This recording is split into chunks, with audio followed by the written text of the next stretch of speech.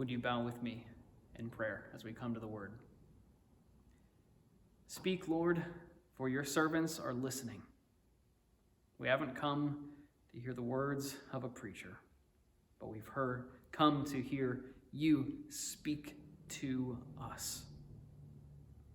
We are confident that your word is relevant to our situation and it speaks to us directly. Open our hearts that we might receive it. Amen. I don't know about you, but I am incredibly bad at estimating crowd sizes. People will ask like, oh, hey, how many people came to that service or something? Well, people used to say that. Anyway, I have no idea. Could have been 20 people, could have been 100 people. I don't know. I am really, really bad at it. I like to think that maybe there's something in the way God made us that we're good at analyzing a threat from a couple people coming at us, but when there's more than we can handle, it's just a bunch, right? And that's how it goes. Well, in this text in Revelation, we have a funny sort of apparent discrepancy between the numbers that show up here, and that'll make more sense as we go on. But just try to imagine what a crowd of 144,000 would look like. I've certainly never been in an enclosed area with that many people, and you can just imagine people just going on for a mile or so to make up that size of a crowd. There's no way you could estimate that accurately.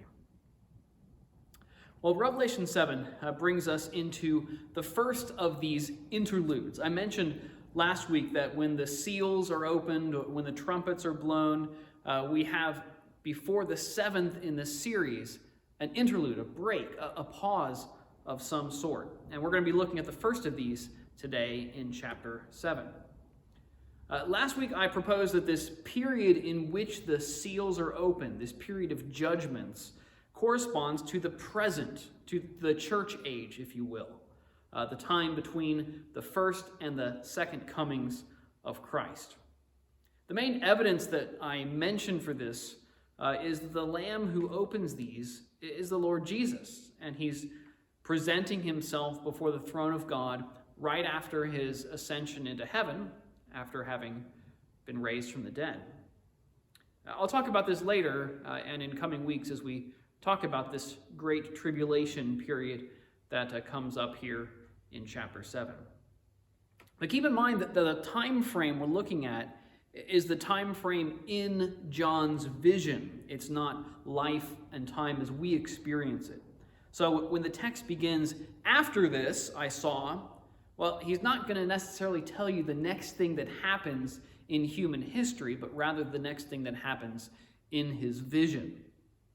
So if I'm right about the time frame of these seven seals being the whole period between Christ's comings, then the judgments described in the seals are not strictly one-time events, but these are sort of things that stretch over the whole period and may be happening in one place or another at various times to various degrees of severity.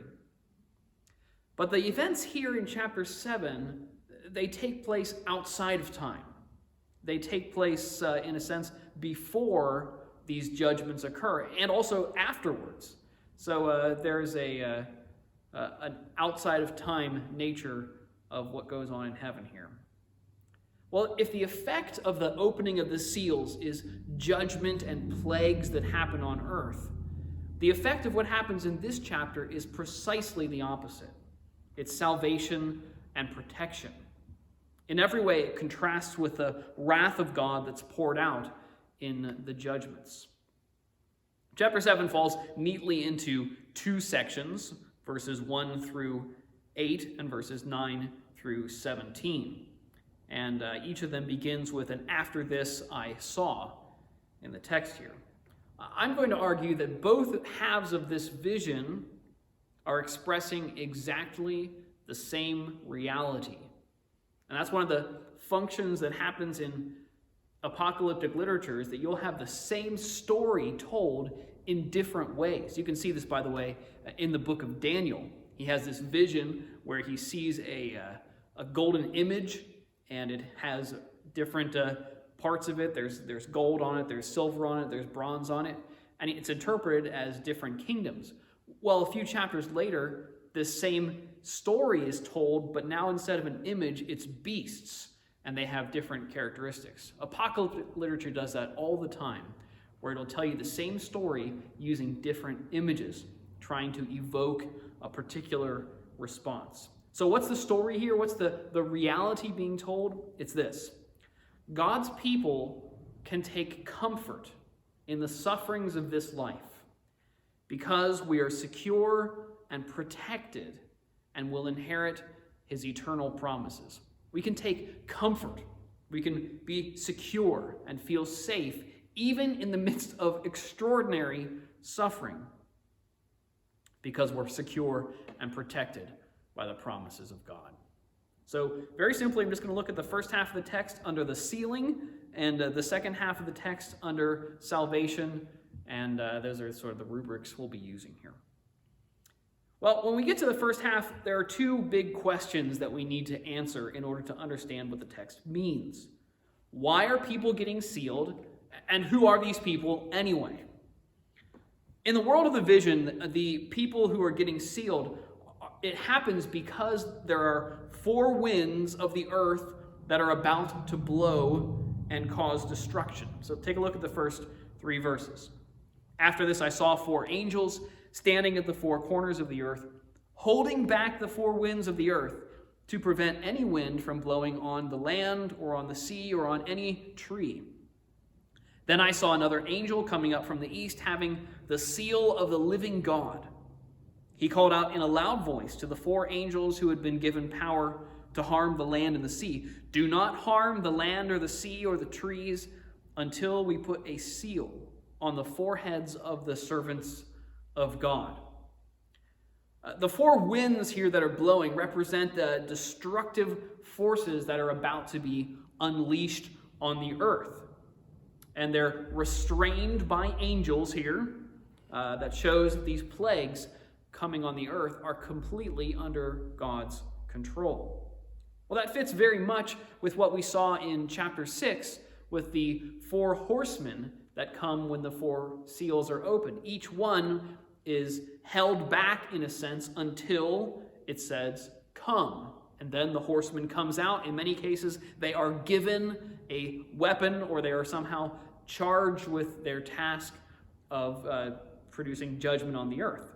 And it all culminates with a horrific scene at the sixth seal when the created order starts coming apart at the seams. Everything stable and fixed in the cosmos, the earth, sky, mountains, the sun, moon, and stars, they are disrupted and broken or removed.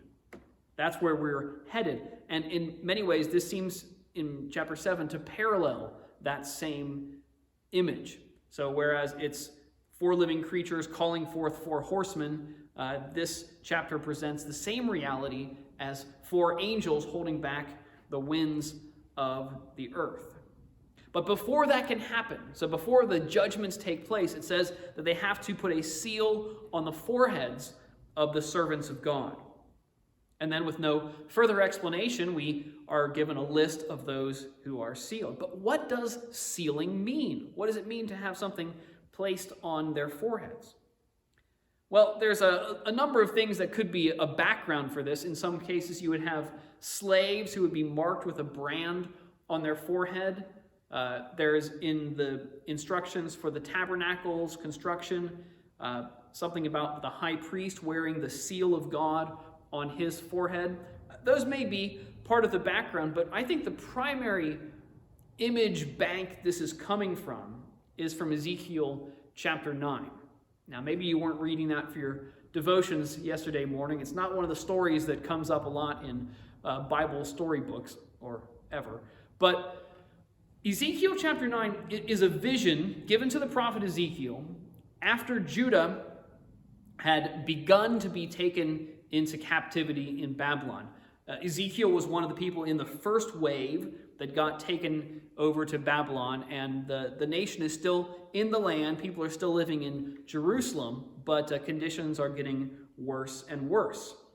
An angel comes to Ezekiel and shows him the idolatry that's happening in Jerusalem and that's being tolerated and even practiced in the very temple itself. And the question is kind of, shouldn't I do something about this? Well, then the next scene unfolds. Ezekiel sees 5 guards come forward, these angelic warriors. They're carrying weapons, and with them is a man clothed in linen who had a writing kit at his side. Here's the crucial connection, Ezekiel 9, 3-4. Then the Lord called to the man clothed in linen and said, "Go throughout the city of Jerusalem and put a mark on the foreheads of those who grieve and lament over all the detestable things that are done in it." As I listened, he said to the others, "Follow him through the city and kill without showing pity or compassion, but do not touch anyone who has the mark."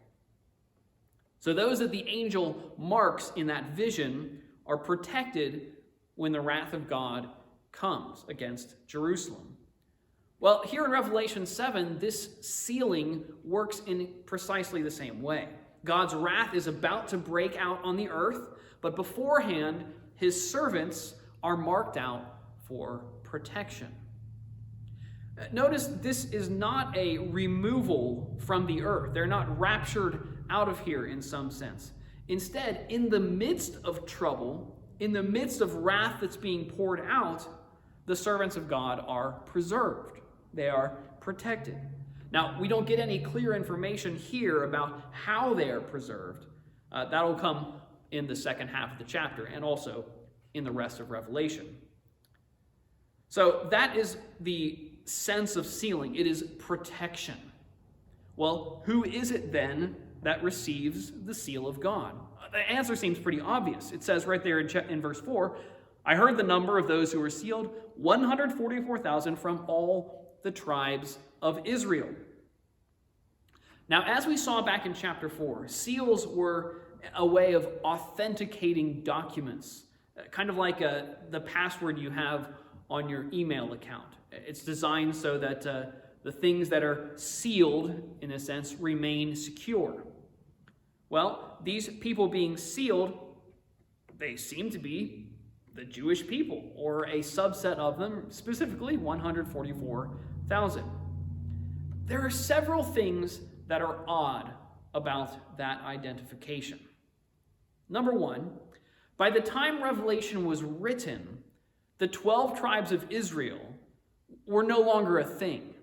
Back for about 700 years, more than 700 years previous, the Assyrians had taken the northern kingdom of Israel captive, and the 10 tribes that lived up there essentially ceased to exist for all intents and purposes.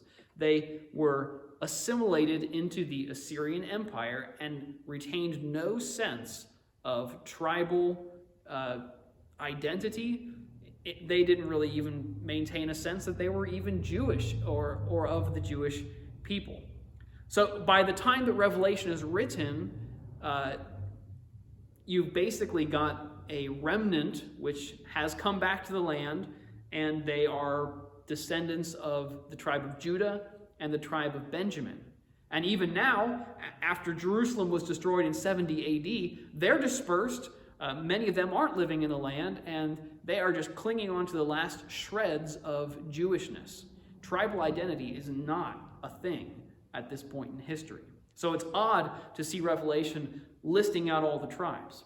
That's the first thing. Second thing, John is writing to mainly Gentile churches. These are not Jewish congregations that he's writing to in Asia Minor.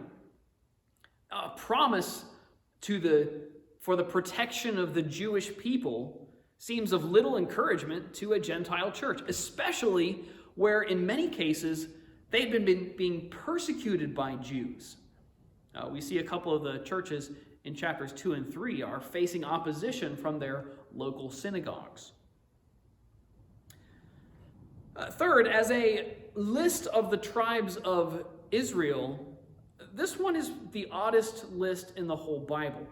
Now, admittedly, it's a little tricky to try to figure out exactly who the 12 tribes are. Because sure, you've got the the 12 sons of Jacob: Reuben, Simeon, Levi, Judah, Dan, Naphtali, Gad, Asher, Issachar, Zebulun, Joseph, Benjamin. But the tribes don't have that same name listing, because Joseph, his two sons, Ephraim and Manasseh, both become half-tribes, and then the tribe of Levi sort of gets cut out of there because they are part of the tabernacle service and they don't receive an allotment of land. So yeah, it's confusing trying to figure out who the 12 tribes are. But what we get here is even weirder than that. First off, Reuben, the firstborn, isn't number one in this list, but Judah is put in the front of the list. Okay, that's weird. Then we get Joseph as a tribe, and Manasseh, his son, as well. And Ephraim didn't make the cut somehow. Now, a lot of folks think that Judah goes up front because that's where the Messiah comes from, and that Ephraim is omitted because of connections with idolatry and the northern kingdom. Oh, and did I mention the tribe of Dan? Where's the tribe of Dan? Not present either. So this is a weird listing. Dan, again, is a tribe notorious for their idolatry, from the book of Judges there. It's almost as though the listing of the tribes is totally done for theological purposes, and he does what's necessary to get up to 12. Almost as though it's making a point. So we get this 144,000 made up of 12 times 12,000. But these numbers are a little bit suspicious, aren't they? I mean, there's no census that's ever this tidy. It sounds more like a military draft. You know, we're going to need this many from over here, this many from over there, and we make up a nice, even multitude. But given how the book of Revelation works with numbers, you can't miss the symbolism of this multitude.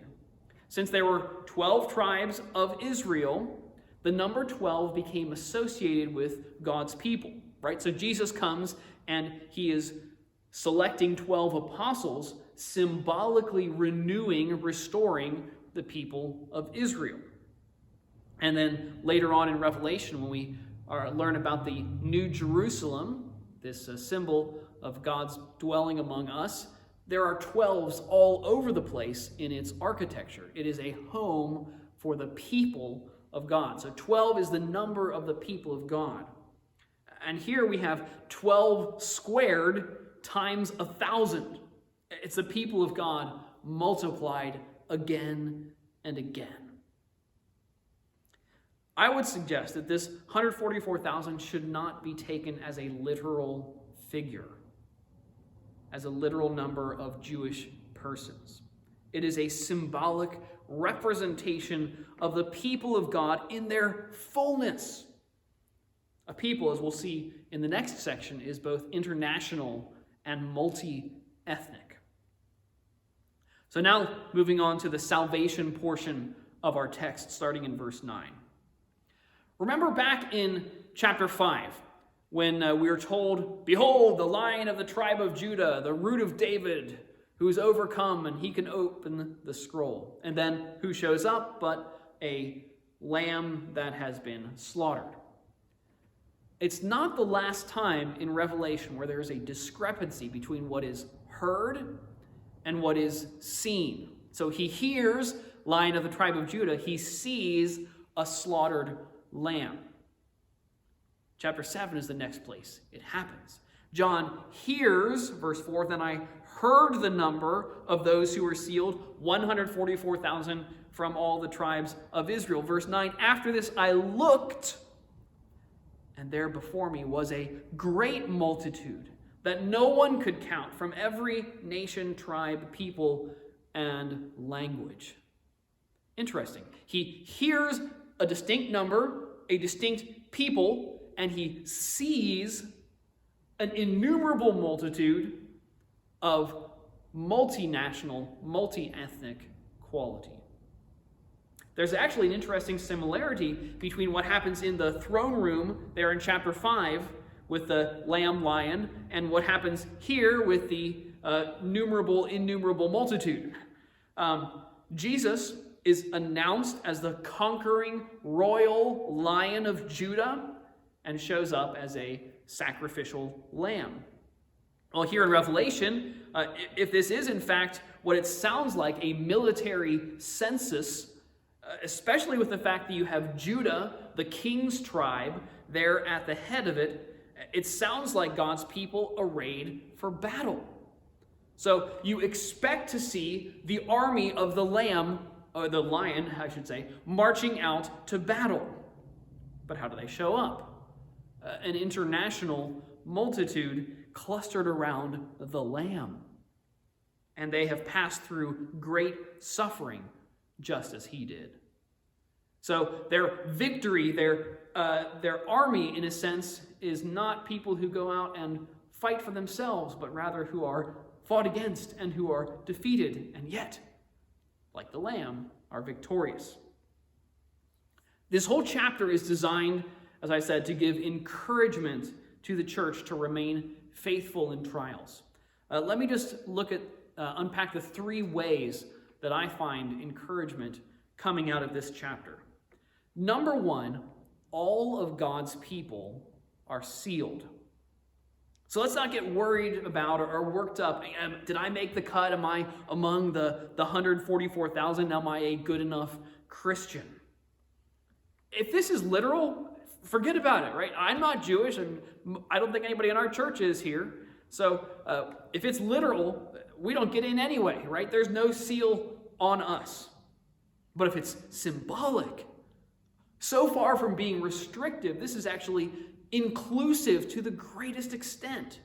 It's saying that God's people are not just a handful here or there, not just a remnant that managed to drag in, but a vast multitude. It's 12 to the nth power, in a sense.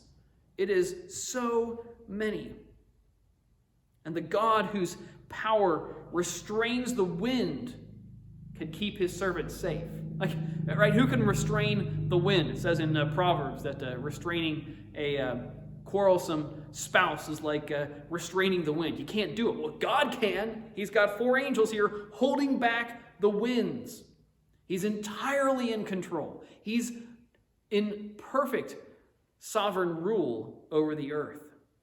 Jesus said to his servants, his disciples, in Luke 21, "Not a hair of your heads will perish." He said that to them when he was telling them about all the trials and suffering they were going to go through, about being dragged before governors and being thrown in prison and facing persecution and needing to run for their lives. Not a hair of your heads will perish. There is security, there is a seal on all of God's people, as we see in this chapter. It is all inclusive. Secondly, and deeply encouraging for the work of the church, God's church includes every ethnic group. Our Bible's translated in verse 9 as every nation, tribe, people, and language. And I don't want to try to be overly precise with the terminology here, because really it's just piling on different descriptors of how do you divide humanity. Well, you've got languages, you've got peoples, you've got nations, etc. But that first word in there, translated every nation, is pantos ethnous, where we get the word ethnic. And that word is a very important one for us to observe as God creates and builds his church. Because right now, in Minneapolis and in plenty of other cities around the nation, people are protesting over the death of George Floyd, the latest case of police brutality against an African American. And the notion that people should be thought of differently or treated differently because they belong to another ethnic group, that is a grievous sin. It's to spit in the face of God, in whose image all people are made with all of their glorious diversity.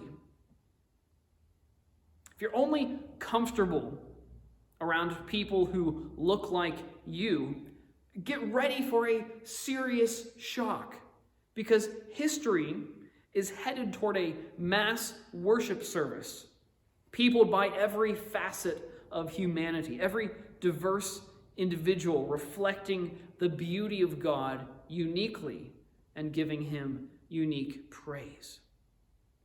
So I don't see how you can be suspicious of people of other ethnic groups, other peoples, and actually look forward to this future.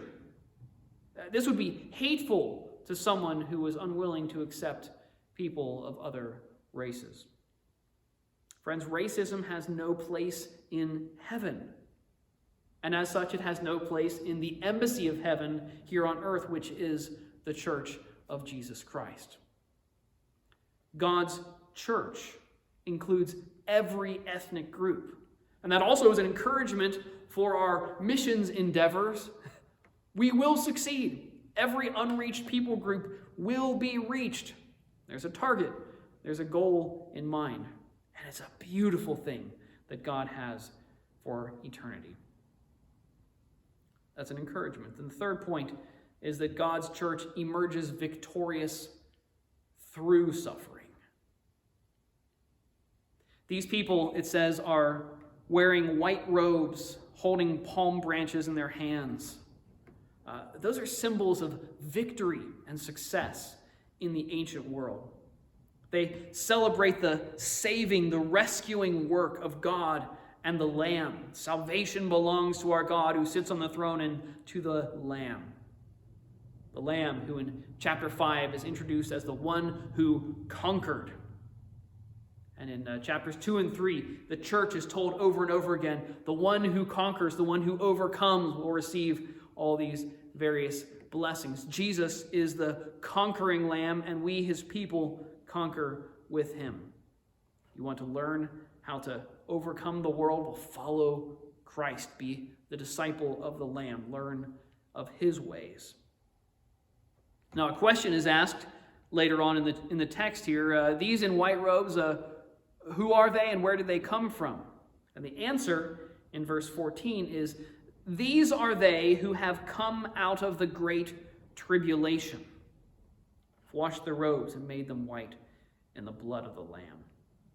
Now, that translation is unfortunately a bit loaded in our context, because when you hear the great tribulation, most of us think of a 7 or 3.5 year period immediately before the return of Christ, thanks to some very popularized expressions of theologies that look at the book of Revelation from a particular standpoint. I don't have time to get into it right now. We'll get there in chapters 11 and 12. But Revelation, I would argue, presents the tribulation, or tribulation, no article in front of it, as the experience of the church for all of history, from the ascension of Christ to his second coming, is a time of tribulation, a time of trial, a time of testing. And these believers have come through it. They've come out of it. They weren't exempted from it. They went through it. And this is the church, this is the people of God in eternity, are those who have gone through tribulation. They suffered. Some undoubtedly lost their lives, like the martyrs we saw when the fifth seal was opened in chapter 6, and that we'll see a number of other times in Revelation. But suffering does not have the final word in the Christian life.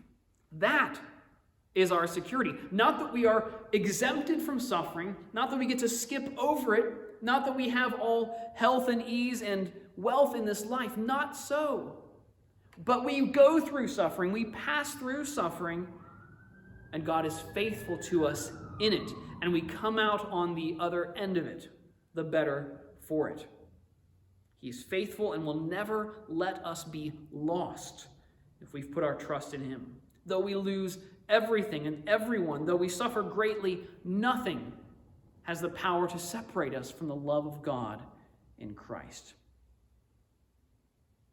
It says, starting in verse 15, he who sits on the throne will spread his tent over them. Never again will they hunger, never again will they thirst. The sun will not beat upon them, nor any scorching heat, for the Lamb at the center of the throne will be their shepherd. He will lead them to springs of living water, and God will wipe away every tear from their eyes. Church, these are precious words. These are precious promises many believers have found great comfort in as they faced their own suffering and death. Many in our church have faced sorrow, have shed many tears. God says, I will wipe them all away. Many of our brothers and sisters in Christ have gone about hungry and thirsty, exposed and burned. But those whose salvation comes from the conquering Lamb will overcome through him. And suffering does not have the final word.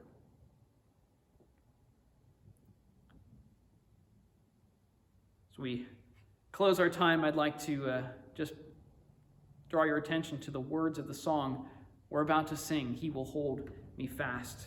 It says, those he saves are his delight. Christ will hold me fast. Precious in his holy sight, he will hold me fast. He'll not let my soul be lost. His promises shall last. Bought by him at such a cost, he will hold me fast. Raised with him to endless life, he will hold me fast till our faith is turned to sight when he comes at last. O Lord, give us the faith to see through the suffering, through the troubles of the present, to the glorious hope that you hold out for us. In the meantime, O Lord, hold us fast and keep us for your name's sake. Amen. Let's sing.